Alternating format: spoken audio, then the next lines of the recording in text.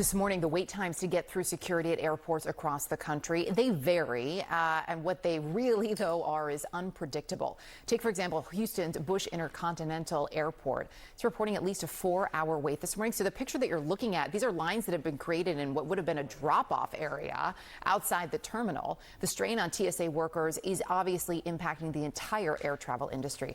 Joining me now, Sara Nelson. She's the international president of the Association of Flight Attendants. Sara, it's good to have you with us. So I know you and the Flight Attendants Union have been so vocal in your support for TSA workers about the need for them to be paid. Can you walk us through, from your perspective, what you have seen over the last 40-ish days? What has it been like? Erica, this is unsustainable. These are people who take an oath to this country. They are there to ensure that our transportation system is secure and that there is free movement of people and commerce. That is their mission.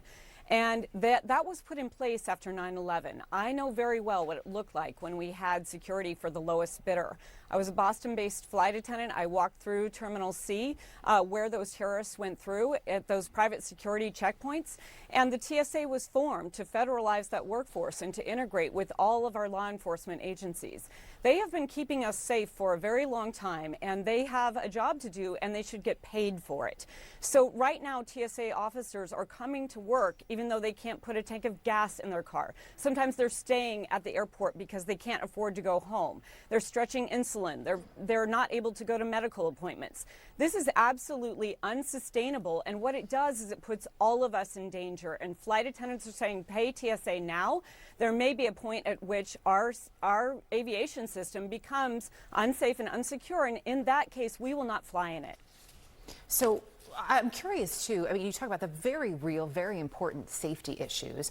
We also look, I know what you deal with, or we've spoken about what you can deal with as a flight attendant when it comes to dealing with passengers.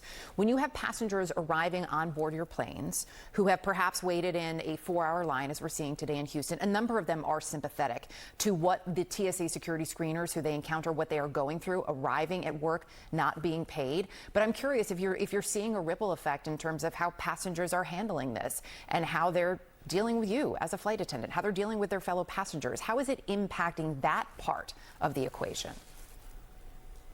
We're concerned about all of this. We know what happens when the planes stop, and so do the TSA officers. That means that our economy will crater. We know that this is a strain on our jobs. The people who are standing in those lines, some of them have decided to go home, not to even take their trip. This is an attack on our jobs. It's an attack on all Americans, putting us in this position. It is unnecessary.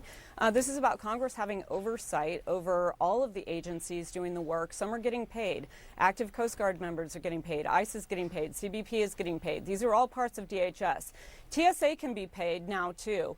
And that's what they're withholding to try to make this a political game. This isn't a political game. This is our lives. This is our jobs. This is our economic security. And so Congress needs to do its job if the White House will not, and they need to override this. They need to pass a package that will ensure that TSA is paid and that there is oversight in all of our law enforcement agencies so that we can ensure public safety as it's supposed to be. You mentioned pre-9/11. You mentioned the private contracted security in Boston. There are I believe there are 20 airports right now around the country. That includes SFO, San Francisco, Orlando, Kansas City, and 17 smaller airports who use private contractors for their security checkpoints. So this is done actually through a program with the TSA. It's called the Screening Partnership Program.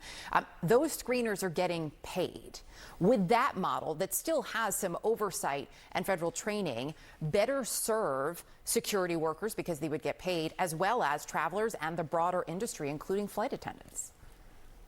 TSA has to be a federal agency that is integrated with the other federal agencies. And where we have that private screening, San Francisco, for example, they were union prior to 9/11. Those were good jobs. They attracted people who were committed to the work. They have good jobs, good benefits, good pay, and they were integrated into the system. But there has to be an oversight. There has to be a central training system that all of these screeners go through. And that is what happens with TSA. Privatization is not the answer here. You will continue to see an erosion of the security system if we move to that system.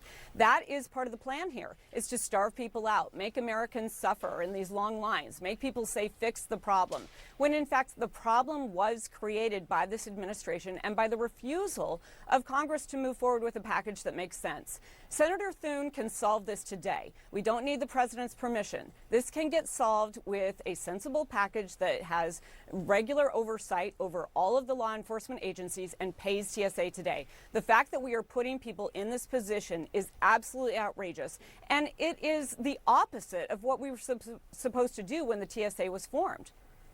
Sara Nelson, really appreciate you taking the time to join us this morning. Thank you. Thank you, Erica.